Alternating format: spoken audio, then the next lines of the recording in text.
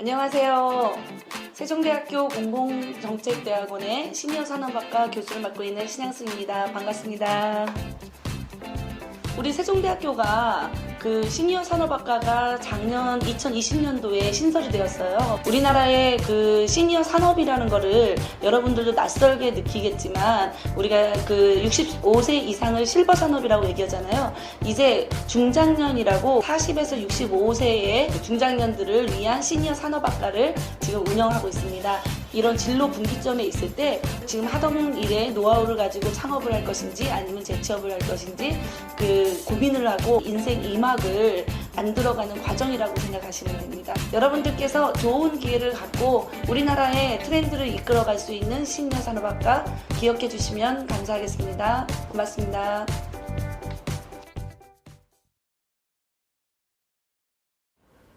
네, 안녕하세요, 선배님. 안녕하세요. 네, 간단하게 자기소개 부탁드립니다. 안녕하세요.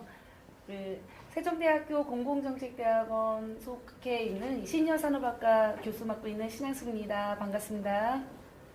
네, 자기소개 감사합니다. 많은 분들이 시니어 산업학과가 생소하실 것 같은데요. 그래서 저희가 짧은 학과 소개 영상을 먼저 준비했습니다. 그럼 영상 먼저 보시고 본격적인 질의 들어가도록 하겠습니다. 안녕하십니까. 저희는 시니어 산업학과라고 세종대 공공정책대학원의 신설학과로 작년 2020년 봄에 만들어진 학과이고요. 시니어 산업학과에서는 우리 학생들 구성을 좀 먼저 참고해서 말씀드리면 시니어 산업이라고 해서 시니어들이 와서 배우는 건 아니에요. 시니어들도 물론 오시지만 시니어 산업에 관심이 있는 우리 20대 젊은 학생들도 있고요. 다양한 구성으로 이루어져 있습니다. 저희가 하는 커리큘럼이랄까, 저희가 하는 과목은 먼저 시니어를 어떻게 볼 것인가. 시니어 산업이라는 예를 들면 시니어 창업학과도 있을 수 있고, 시니어 실버 산업학과 다양한 이름들이 있는데 우리가 산업이라고 이름을 크게 잡은 거는 시니어라는 이름으로 장르라고 그럴까? 이렇게 나누다 보면 생애설계라든지 여가라든지 재취업이라든지 창업이라든지 이런 많은 분야들이 있어요. 산업이라는 이름 속에 안 들어갈 건 없겠죠.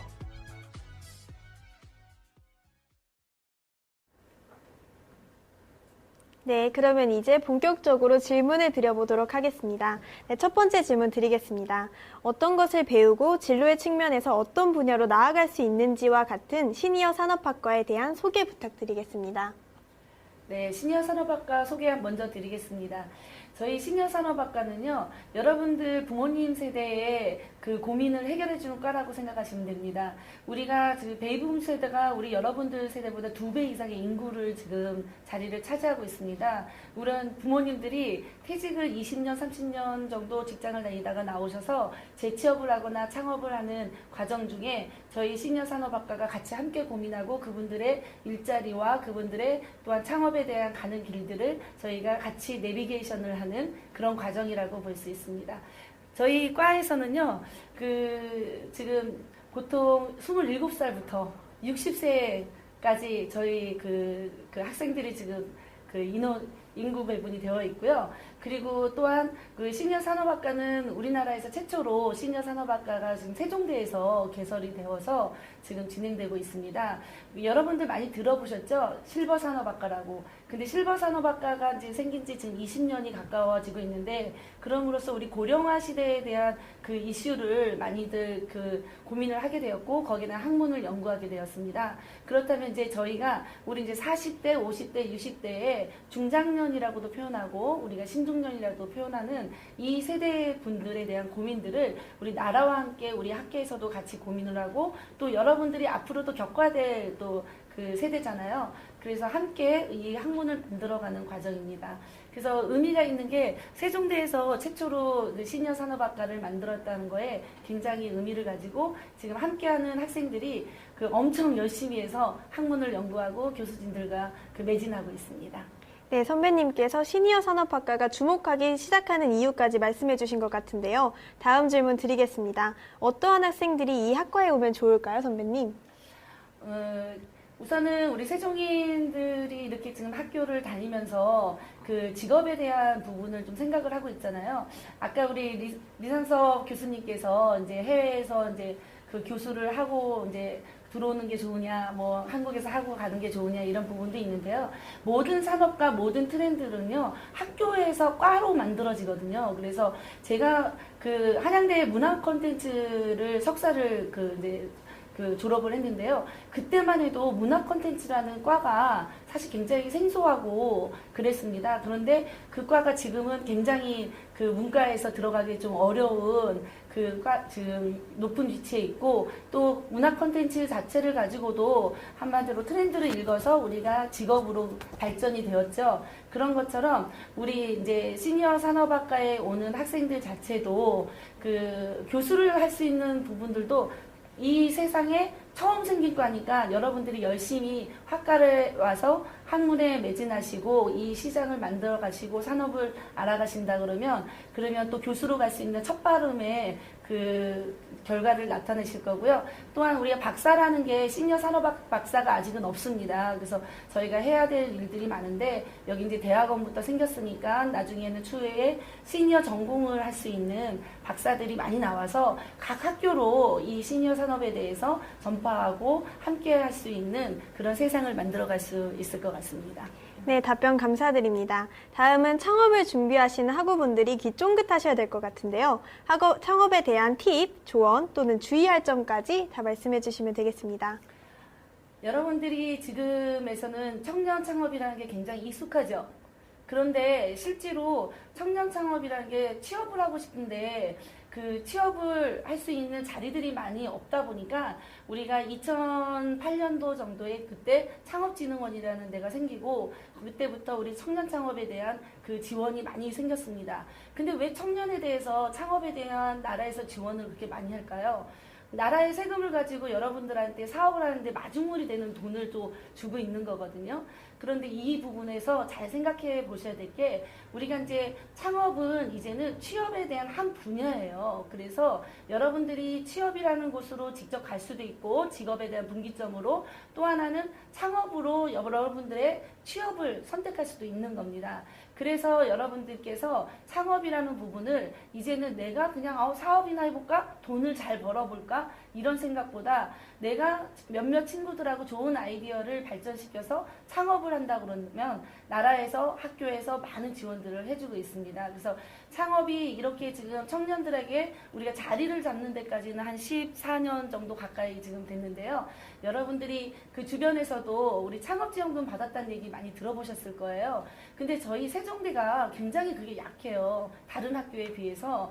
저희가 속대여 중점대학인데도 불구하고도 다른 학교에는 산학협력으로 해서 그 청년 창업에 대한 부분들이 굉장히 활성화가 되어 있는데 그 뭐 한양대, 서울대, 서강대 굉장히 호서대까지도 창업에 대한 부분들이 많이 되어 있습니다. 근데 저희 학교가 좀 창업에 대해서는 좀 이렇게 환경적인 거나 또 우리 교수님들에게 지지가 조금 약한 부분들도 있고요. 또 학교의 제반적인 부분들이 우리 그 세종인들이 좀 그 창업을 잘 할 수 있는 환경을 만들고 또 거기서 인큐베이팅을 할 수 있는 부분들 또 교수님들에 대한 멘토링 이런 부분들이 좀 연계돼서 잘 되었으면 좋겠습니다. 그리고 이제 청년들이 그 생각하는 여러분들의 아이디어를 할 때 같이 무엇인가 만들어낼 때 여러분들이 생각하는 유니콘 기업으로 만들 수 있는 겁니다. 제가 며칠 전에 그 아기 유니콘이라는 그 나라에서 60개 기업을 선정을 했어요. 거기 심사위원으로 제가 이제 참여를 갔다 왔는데 여러분들이 알고 계시는 배달의 민족이라든지 쿠팡이라든지 불과 얼마 되지 않았습니다. 이런 기업들조차도 그 여러분들처럼 청년의 마음을 가지고 그리고 창업을 하게 된 게 이 지금 유니콘 기업으로 발전을 했거든요. 그렇다면 배달의 민족 같은 경우도 우리 여러분들 들어보셨어요? 청년사관학교라고 한번 들어보셨어요? 청년들을 매년 그는 1,500개 기업을 뽑아서 매년 1억 가까이의 돈을 지원을 해줍니다. 그리고 그 아이템의 시제품들이 잘 만들어지면 해외 진출을 할 수 있는 부분이라든지 그 다음에 또 여러분들의 아이템을 가지고 마케팅을 또 해서 그 사업을 활성화할 수 있는 이런 비용들을 지원하는 제도가 있습니다. 거기에 이 배달의 민족 같은 경우도 청년사관학교에 입학을 하여서 정부 지원금을 받았고 또 엔젤 투자라는 것을 받아서 그 우리가 기업을 일으키는데 마중물이 되었습니다. 그래서 여러분들도 그 친구들하고 같이 내가 좋은 아이디어가 있다면 그냥 스쳐 지나가지 마시고 그리고 한번 창업을 해보시는 것도 괜찮을 것 같습니다. 그리고 또 하나 팁을 드리면요. 여러분들이 만약에 대학을 다니시다가 정말 창업을 했습니다. 근데 창업을 했는데 1년, 2년 버티다가 사실 자금이 부족하죠. 후속적인 자금이 나오질 않기 때문에 청년들의 특성이 뭐냐면 마중물까지는 들어오는데 다음을 유지하는 자금이 좀 부족합니다. 그래서 이제 폐업을 하는 경우가 되게 많아요.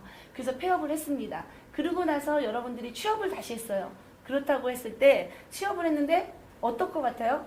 CEO들이 여러분들을 취업할 때 싫어할까요? 좋아할까요? CEO의 마음으로 창업을 하고 창업을 해서 어떻게 보면 직원들 그 친구가 직원이 될 수도 있지만 그 고용에 대한 책임도 져보고 그 다음에 또 시제품도 만들어보고 마케팅도 해봤던 그런 경험이 있는 우리 창업의 경험이 있는 청년들을 좋아합니다. 그리고 여러분들이 그거를 이제 창업에 대한 경험을 가지고 기업을 가시면요. 사실은 그 기업에 대한 애사심이 좀 남다르게 달라져요. 그 제가 사뭇 최근에 있었던 얘기를 좀 해드리면요. 그 한 택시 기사님이 얘기하신 거예요. 청년이 3명이 탔다고 합니다. 차에. 근데 한 친구는 취업을 해서 1년이 조금 넘어가고 있었고 두 친구는 취업을 준비를 하고 있었어요. 그랬는데 셋이 대화를 하는 내용을 제가 이제 창업에 관련된 이제 교수다 보니까 얘기를 하시는 거예요. 근데 이렇게 얘기를 하셨대요. 그 친구, 취업한 친구가 야, 회사는 그냥 다니는 거야. 아침에 9시에 갔다가 그냥 그 눈치 좀 보다가 6시에 퇴근하면 되고 그리고 또 잘 보여갖고 사장이 좀 잘 해주면 그럼 좀 오래 다니고 아니면 1년 넘어서 나오면 고용보험을 줘. 그럼 고용보험 받고 알바 뛰면 이 월급만큼은 벌을 수 있어. 이렇게 얘기를 하셨다고 합니다. 그 얘기를 택시 기사님이 들으시고 말을 썩지는 못하지만 참 안타깝다라는 생각을 했대요. 왜냐하면 그 기사님은 그 25년 동안 그 한 직장을 다니시고 택시 운전을 하신 지 4년이 됐는데 내가 적어도 직장을 다닐 때는 내가 그 회사에 그 열심히 해줌으로써 그 회사가 성장하고 나도 같이 성장한다는 생각을 하셨답니다. 그런데 우리 청년들이 이런 대화를 하는 거를 보고 아닌 친구들도 많이 있겠지만 이런 대화를 보고 우리나라가 갑자기 암울하다는 생각이 들었대요. 그래서 어떻게 보면 좋은 긍정적인 그 직장 생활에 대한 팁을 그 친구한테 전수를 해주는 게 아니라 어떻게 하면 좋은 방법이 있고 빠져나갈 수 있는 그런 방법들을 서로 팁을 나누고 있다는 게 굉장히 안타까웠다고 얘기를 해서 저도 같은 공감하는 마음을 가졌습니다. 그래서 여러분들이 저는 이제 창업을 중심으로 나와서 인터뷰를 하고 있으니까 그 취업에 대한 한 방향이 창업이다라는 거를 머릿속에 좀 생각을 하시면 되고요. 창업은 여러분들이 취업을 할 때 우리가 많은 도서관에서 공부하고 GRE 따고 또 뭐 여러 가지 이제 그 과정을 거쳐야 되잖아요. 창업도 똑같습니다. 창업을 하시게 된다 그러면 여러분들이 한 사업을 하기 위해서 필요한 사업계획서라는 작성에 대한 부분들을 좀 깊이 있게 공부를 좀 하실 필요가 있습니다. 왜냐하면 우리나라의 모든 그 지원 사업이나 또한 직접 사업을 하실 때도 사업계획서라는 걸 써서 그 계획 속에서 여러분들이 사업을 펼쳐나가실 때 아무래도 실패가 적습니다. 그래서 여러분들께서 그 나라의 제도적인 거를 같이 동반해서 가는 창업을 하신다면 성공할 수 있는 길이 많이 열려 있고요. 또한 수많은 청년의 멘토들이 여러분들한테 많이 있습니다. 멘토라고 해서 50대, 60대 우리가 이제 창업을 오랫동안 하시고 뭐 코스닥 기업에 멘토가 있으신 게 아니고요. 여러분들 바로 앞에서 그는 창업으로 해서 성공하신 청년들이 엄청 많이 있습니다. 그래서 여러분들께서 길을 열고 조금 함께 옆을 쳐다보신다면 창업을 할 수 있는 기회가 많이 있다는 것을 말씀드리겠습니다. 설명이 좀 됐나 모르겠네요. 네, 감사합니다. 사업계획서부터 창업의 마중물이 되는 제도까지 정말 좋은 말씀 많이 해주신 것 같습니다. 이제 실시간 질의응답 시간을 가져보도록 하겠습니다. 선배님께 질문이 있으시다면 댓글 기능으로 이름과 학번, 그리고 질문을 함께 올려주시면 되겠습니다. 네, 실시간 질문이 올라왔네요. 선배님, 창업에 대한 선배님의 경험이나 에피소드가 있을까요? 네. 저기 우선 이 질문을 참 잘 던져주셨어요. 왜냐하면 제가 자기소개를 하라는데 아까 시니어 산업학과만 그냥 머릿속에 딱 떠올라갖고 자기소개를 못했는데 저는 세종대학교 총동문회에 그 상임이사회 부회장도 맡고 있고요. 그 여러분들이 아실지 모르겠지만 시니어라는 기준을 조금 말씀을 드리고 싶어요. 시니어는 중장년을 이렇게 칭하는 용어로 좀 생각하시면 되고요. 우리 그 인턴이라는 영화 보셨죠? 네, 거기서 보면은 이제 시니어분이 굉장히 좀 그 60세 이상의 이제 퇴직하신 분으로 이렇게 되어 있는데 시니어라는 뜻은 숙련된 자라는 뜻을 더 많이 가지고 있고요. 그래서 그 일로 보면은 전문가라는 뜻으로 더 많이 가지고 있습니다. 그래서 변호사도 주니어 변호사와 시니어 변호사가 있고 또 우리 경기 같은 거 스포츠 경기도 우리가 주니어 경기가 있고 시니어 경기가 있잖아요. 이런 식으로 우리가 시니어라는 부분을 우리나라 그 중소벤처진흥공단과 우리 중소벤처부 아시죠? 거기에서는 40세에서 65세를 중장년이라고 표현을 하고요. 그 다음에 우리 저기 고용노동부에서는요, 50세에서 69세를 신중년이라고 또 표현을 하고요. 그리고 또 우리가 서울시에서는 50부터 그 65세까지를 50 플러스라고 얘기를 합니다. 아직까지는 우리나라에 그 중장년에 대한 용어 정의가 그 명확히 좀 되어 있지는 않습니다. 그런데 우리가 중소벤처부에서는 청년을 39세 미만으로 지칭해서 모든 정부 지원 자금을 하고 있거든요. 그래서 40세 이상에서 65세 이상을 우리가 왕성하게 일할 수 있는 우리 아버님들, 어머님들 보면 일 못하시겠다게 생기지 않으셨죠? 네, 그리고 교수님들도 굉장히 여러분들보다 더 열심히 논문도 많이 쓰시죠. 네, 이렇게 일을 열심히 할 수 있고, 그리고 그 또 앞으로의 100세 시대가 되면서 우리가 살아온 그 세월보다 살아야 될 세월이 더 많은 거예요. 이런 세대들이 일을 할 수 있는 액티브 시니어의 그 시간이라고 보시면 됩니다. 그래서 여러분들께서 제가 거기 시니어 벤처 협회라고 있어요. 여러분들 벤처기업 협회라고 들어보셨어요? 혹시? 여성 벤처 협회라고 들어보셨어요? 우리나라의 벤처 협회가 들어온 지 25년이 됐는데요. 25년이 되어서 1000억이 넘는 기업이 400개가 넘어갔고 또 유니콘 기업을 만들어냈습니다. 수많은 네이버도 우리 벤처 기업으로 시작을 했고요. 또한 카카오도 그 벤처로 시작을 했습니다. 이렇게 여러분들이 곳곳 아는 곳들이 벤처로 시작해서 이렇게 성장을 했잖아요. 이제는 우리가 오랫동안 퇴직을 하시고 나오셔서 아이디어 가지신, 발명을 하신 우리 이제 시니어 분들에게 우리 벤처의 길을 열어주는 시니어 벤처 협회의 지금 회장도 맡고 있습니다. 그래서 이제 여러분들이 그 부모님도 한번 이렇게 생각해 보시면 돼요. 부모님한테. 아, 창업을 해도 소상공인 창업을 할 때 부모님들이 그냥 하시면 안 됩니다. 여러분들 알바 다녀보셨죠? 그러면 그 배달부터 소상공인 하나에도 한 50가지에 챙겨야 될 게 있어요. 근데 전혀 그 직장 생활에서 하시지 않았던 경험들을 하셔야 됩니다. 그래서 우리 이제 중장년들도 소상공인을 하더라도 그 창업에 대한 그 알바의 경험을 줄 수 있는 제도를 나라에서 좀 만들어서 그 실패율을 좀 줄일 수 있는 그런 장을 만들어 돼야 된다고 생각을 합니다. 그래서 창업에 대한 부분들은 제가 에피소드라고 하면 제가 5번 창업했고요. 4번 실패를 했습니다. 예, 벤처기업으로 제가 이제 소프트웨어 쪽 금융회사를 그 이제 개발하는 회사를 했었는데 직원이 50명 정도 되고 한참 잘 나간 회사를 했었거든요. 그런 회사를 또 하기도 하고 또 필터 제조하는 회사를 하기도 하고요. 또 통신회사도 해보고요.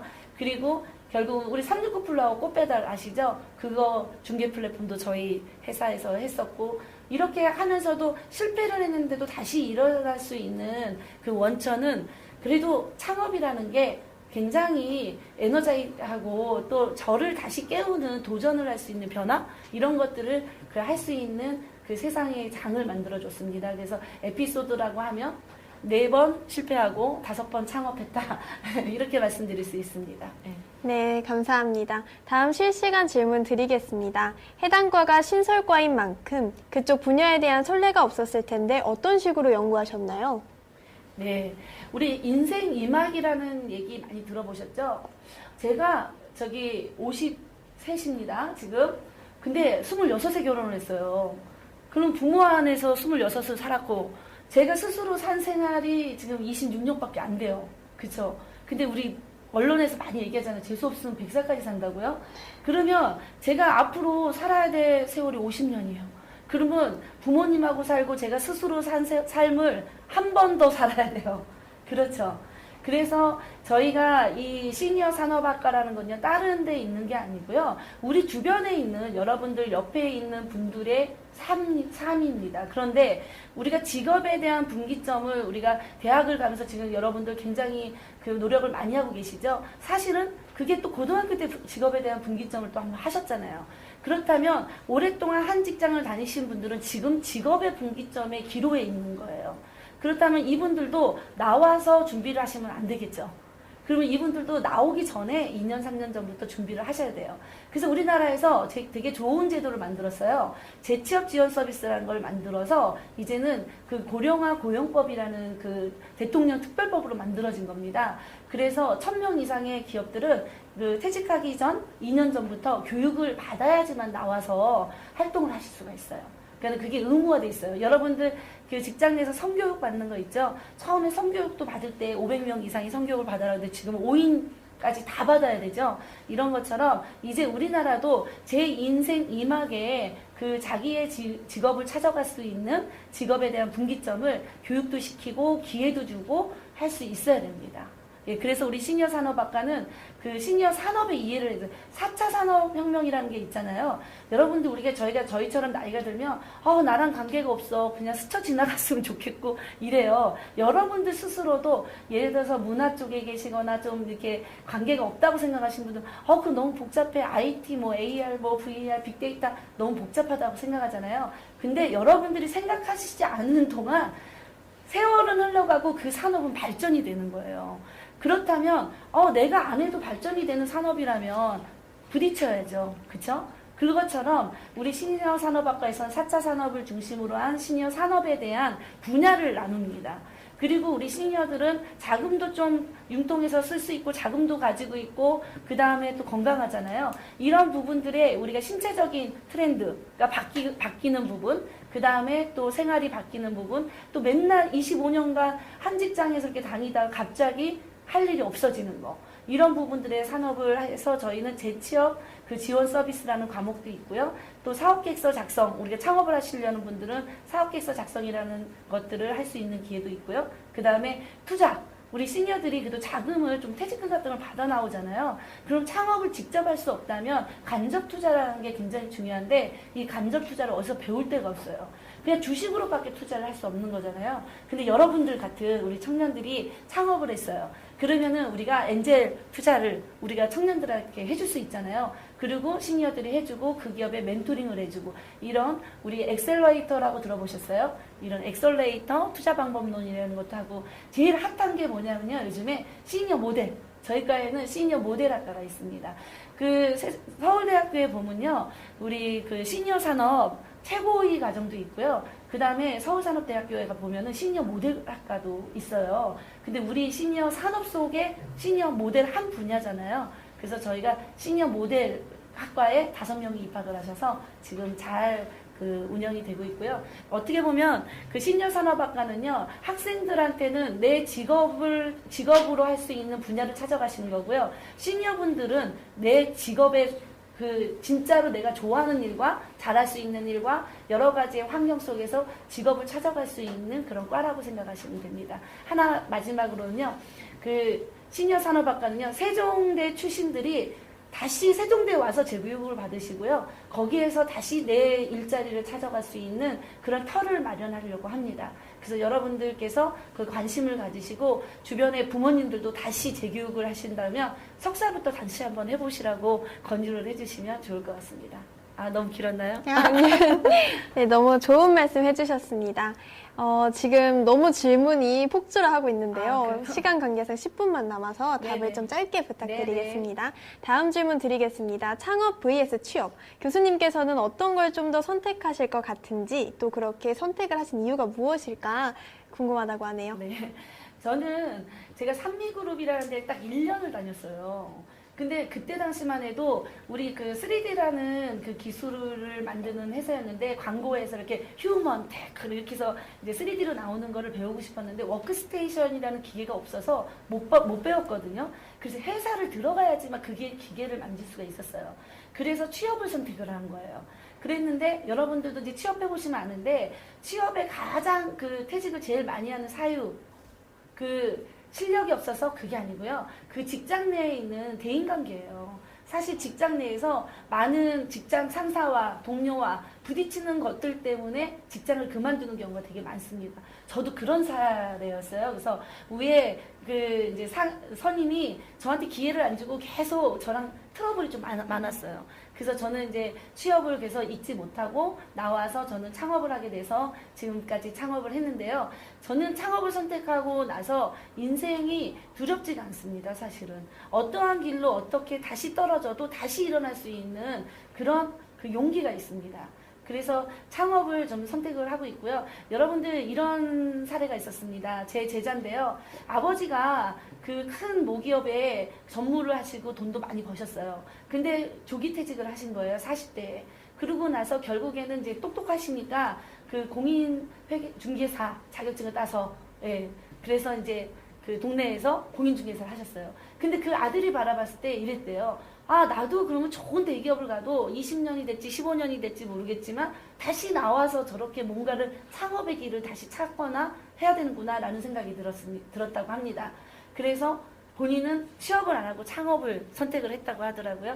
이런 사례도 있고, 저는 여러분들한테 조금 더 넓은 세상을 보면 창업을 한번 해보시고 취업을 하는 것도 좋고요. 그리고 가장 성공하는 창업인들의 또 그거를 제가 말씀 안 드릴 수 없죠. 여러분들이 삼성에 계신 분들도 나오셨을 때 명예퇴직을 하고 나오시는 분들보다 한 40대 초반?